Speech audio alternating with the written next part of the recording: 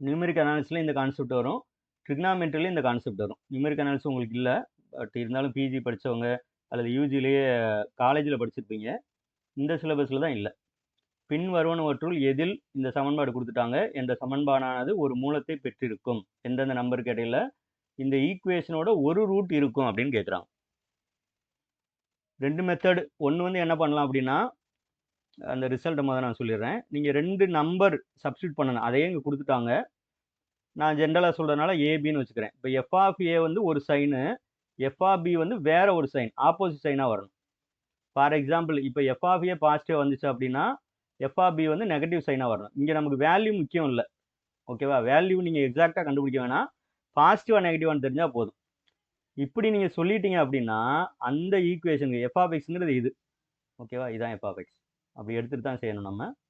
F of X equal 0 அப்படிங்கிற ஃபார்மெட்டில் இருக்கணும். Equal 0 வச்சுக்கிறணும், ரொம்ப முக்கியம். கான்ஸ்டன்ட் இந்த சைடு கொண்டு வந்துடணும். ஒருவேளை ரைட் சைடு இருந்துச்சுன்னா, பட் இங்கே கரெக்டாக தான் இருக்குது. இப்படி இருந்துச்சு அப்படின்னா தேர் எக்ஸிஸ்ட் எ ரூட், கண்டிப்பாக ஒரு ரூட்டாவது இந்த ஏபிங்கிற ரெண்டு நம்பருக்கு இடையில இருக்கும். இதான் ரிசல்ட் உங்களுக்கு. There exist a route, at least one ரூட்னு அர்த்தம், பெட்வீன் இந்த நம்பர் ஏ அண்ட் பி. அப்போ நீங்கள் இந்த ரெண்டு நம்பரை சப்ஸ்டியூட் பண்ணும்போது எந்த ரெண்டு நம்பருக்கு ஆப்போசிட் சைன் வருதுன்னு பார்க்கணும். மறுபடியும் சொல்கிறேன், முதலாவது ப்ளஸ் ரெண்டாவது மைனஸ் நினச்சிடக்கூடாது. இது நெகட்டிவாக இருந்தால் இது பாசிட்டிவாக இருக்கணும், ஓகேவா? அப்போ நம்ம இது ரெண்டையும் ஒன்றாக்கி பார்க்கணும். எப்படி சில புக்கில் கொடுத்துருப்பாங்கன்னா, ரெண்டுமே ஆப்போசிட் சைன் அப்படின்னா இதோட ப்ராடக்ட் என்ன சைன் வரும்? நெகட்டிவ் சைன் தானே வரும். அப்போ இப்படி கொடுத்துருப்பாங்க. இப்படி சொல்கிறதும் கரெக்ட். சாரி, <0 இப்படி ஒரே இதில் கொடுத்துடலாம். இப்படி கொடுத்துட்டாலே இது அடங்கிடும். ஸோ திஸ் சிம்ப்ளைஸ் இந்த ரிசல்ட் சொல்லிடலாம். கரெக்டா? அப்போ நம்ம பார்க்கணும். இப்போ எஃப் ஆஃப் 1 என்ன வருது? 1 - 3 + 1 வருதா? எஃப் ஆஃப் எக்ஸ் நான் மறுபடியும் எழுதிக்கிறேன். x³ - 3x + 1. அப்போ எஃப் ஆஃப் 1 ஈக்குவல் டு 1 - 3 + 1. அப்போ 2 - 3 நெகட்டிவ் சைன். எனக்கு சைன் தெரிஞ்சால் போதும், சரியா? அடுத்து என்ன இருக்குது? வரிசையாக தான் இருக்குது. 2 3 4 5 தான் கொடுத்துருக்காங்க. நம்ம வரிசையாகவே கண்டுபிடிக்கலாம். எஃப் ஆஃப் 2 பார்த்தீங்கன்னா 2³ 8 - 3 × 2 6 + 1. அப்போ இதுவே ப்ளஸ் ஆயிடுச்சு. அப்போ +1 ஆட் பண்ணாலும் ப்ளஸ் தான் வரும். அப்போ நெகட்டிவ் பாசிட்டிவ் வந்துருச்சா? அவ்வளோதான், கொஸ்டின் முடிஞ்சிச்சு. ஒருவேளை இது ரெண்டுமே ஒரே சைனாக இருந்தால் நீ அடுத்த நம்பர் போகணும். அடுத்த நம்பர்னா இங்கே 3க்கு போயிடணும், ஏன்னா ஆல்ரெடி அங்கே 2 இருக்குது. இப்படி போயிடலாம். ஸோ இது வந்து ஒரு மெத்தடு. கன்ஃபார்மாக இதுக்கு இடையில ஒரு ரூட் இருக்கும். இதான் இந்த ரிசல்ட். இது ஆக்சுவலாக என்ன மீன் பண்ணுறாங்க அப்படின்னா, நமக்கு இந்த ஜாமெட்ரிக்கல் மீனிங் தெரியணும். இதுதான் ரெண்டாவது மெத்தட். ஒருவேளை உங்களுக்கு இந்த சப்ஸ்டியூட் பண்ணுற ஐடியா இல்லை அப்படின்னா இந்த கர்வ் வந்து ஒரு அப்ராக்சிமேட்டாக வரைஞ்சிடணும். நீங்கள் இதை y ஈக்குவல்டுன்னு எடுத்துக்கிட்டு x³ - 3x + 1 அப்படின்னு எடுத்துக்கிட்டு சும்மா ரஃபா இந்த 0 1 2 அந்த நம்பர் மட்டும் கொஞ்சம் தெரிற மாதிரி போட்டுங்க. இது 1, இது 2, 3 இந்த மாதிரி போட்டுக்கிட்டு ட்ரா பண்ணிடணும். 1 2 இப்படி நம்பர் உங்களுக்கு போயிட்டே இருக்கும். ஃபார் எக்ஸாம்பிள் எக்ஸுக்கு 0 போட்டோம்னா என்ன வரும்? இதான் ஒய்னால எஃப் ஆஃப் எக்ஸ்னால 1 தான். அப்போ எக்ஸுக்கு 0 போட்டால் ஒய் வந்து 1 வருதா? அப்போ இங்கே ஒரு பாயிண்ட் இருக்கும். அடுத்து எக்ஸுக்கு 1 போட்டு பாருங்க. எக்ஸுக்கு 1 இதுதான் போட்டோம் இல்லையா? -1 வந்துச்சு.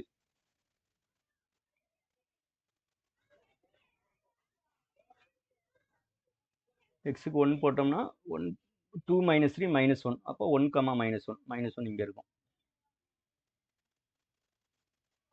இந்த இடத்துல இருக்கும். சரியா? ஆக்சுவலாக இந்த கர்வ் வந்து இங்கே வந்ததுக்கப்புறம் இங்கே வரும். நம்ம எக்ஸாக்டாக வரையில. அதுக்கப்புறம் பார்த்தீங்கன்னா எக்ஸுக்கு 2 போட்டோன்னு வச்சுங்களேன். எக்ஸுக்கு 2 போட்டால் பாசிட்டிவ் சைன் வருதா? 8 - 6 2 + 1 3 வருது. அப்போ 2, 3 இங்கே இருக்கும். அப்போ இது என்ன ஆகும்னா உங்களுக்கு இதை கிராஸ் பண்ணி இப்படி போகும். அப்போ நமக்கு இந்த 0 and 1க்கு இடையில ரூட் இருக்கான்னு கேட்கல, அதனால இதை விட்டுறோம். அப்போ இந்த இடத்த எடுத்துக்கிறோம். 1 and 2க்கு இடையில எக்ஸ் ஆக்ஸை கிராஸ் பண்ணுதா? இந்த எக்ஸ் ஆக்ஸை கிராஸ் பண்ணுற இடம் தான் நமக்கு என்னது அப்படின்னு பார்த்தீங்கன்னா ரூட், அந்த எக்ஸோட வேல்யூ. அப்போ இந்த பாசிட்டிவ் நெகட்டிவ் எதுக்கு சார் மீன் பண்ணுறோம் அப்படின்னா, இந்த எக்ஸ் ஆக்ஸுக்கு மேலே இருந்தால் எஃபோட வேல்யூ வந்து சைன் வந்து பாசிட்டிவ். கரெக்டாக? இப்போ எஃப் ஆஃப் 0 வந்து உங்களுக்கு 1 வருதா? அப்போ பாசிட்டிவ் சைன். அப்போ பாசிட்டிவ்லேருந்து நெகட்டிவ் வரணும்னா அந்த கர்வ் என்ன பண்ணி ஆகணும்? எனக்கு எக்ஸ் ஆக்ஸை தாண்டி தானே வரணும். உங்களுக்கு மீனிங் புரியும்னு நினைக்கிறேன். இங்கே நெகட்டிவ் மறுபடியும் இங்கே பாசிட்டிவ் போதா? ஏன்னா இடையில 0 ஆனால் தான் ஆப்போசிட் சைடு போக முடியும். கிராஸ் பண்ணுற இடத்துல உங்களுக்கு என்ன ஆயிரும்? ரெண்டு சைன் தான், ஒன்று ப்ளஸ் மேலே இருந்தால் ப்ளஸ், இன்னொன்று மைனஸ். இதான் ஒரு கோடு. இல்லையா? இதான் இந்த கோடு. நீங்க இந்த பக்கம் இருக்கணும், இல்ல இந்த பக்கம் இருக்கணும். அப்ப இந்த சைட்லேருந்து நான் இங்கிட்டு வரணும்னா, இந்த கோட்ட கிராஸ் பண்ணி தானே நான் வரணும். அப்ப இந்த இடத்துல உங்களுக்கு என்ன ஆயிரும் உங்களுக்கு? ஒரு வேல்யூ கிடைக்கும். அந்த வேல்யூ எக்ஸோட வேல்யூ கிடைக்கும். அந்த எக்ஸோட வேல்யூக்கு பேர் தான் இங்க ரூட் அப்படின்னு பேர் வச்சிருக்கோம். ரூட் அல்லது மூலம் அல்லது தீர்வுன்னு பேர் வச்சிருக்கோம். இதான் ஜியோமெட்ரிக்கல் ஐடியா. நீங்க ஒருவேளை இந்த கிராஃப் வந்து உங்களுக்கு ரஃப்பா போட தெரிஞ்சுச்சு அப்படின்னாலும் நீங்க ஆன்சர் கண்டுபிடிக்கலாம். இப்ப இதுலேருந்தே நமக்கு என்ன தெரியுதுன்னா, 0 அண்ட் 1க்கு இடையில இன்னொரு ரூட் இருக்கும். ரைட்டா? இதுக்கப்புறம் 2க்கும் 3க்கும் இடையில இருக்குமா அப்படின்னா எஃப் ஆஃப் 3 கண்டுபிடிக்கணும். ஆக்சுவலா எஃப் ஆஃப் 3 பாசிட்டிவா தான் வருது. ஏன்னா உங்களுக்கு 2 கியூப் 3 கியூப் வரும் இல்லையா? 27 ஆயிரும். அப்போ 2க்கும் 3க்கும் இடையில இந்த கர்வ் வந்து கிராஸ் ஆகாது. புரியும்னு நினைக்கிறேன். எஃப் ஆஃப் 4ம் பாருங்க பாசிட்டிவ் தான் வருது. சரியா? இந்த மாதிரி ஜியோமெட்ரிக்கெல்லாம் தெரிஞ்சுக்குங்க. ஆக்சுவலா மீனிங்கே இதுதான். இந்த ஜியோமெட்ரிக்கல் மீனிங்கே தான் நம்ம இந்த ரிசல்ட்டா யூஸ் பண்றோம். தியரமா யூஸ் பண்றோம். ஓகேவா?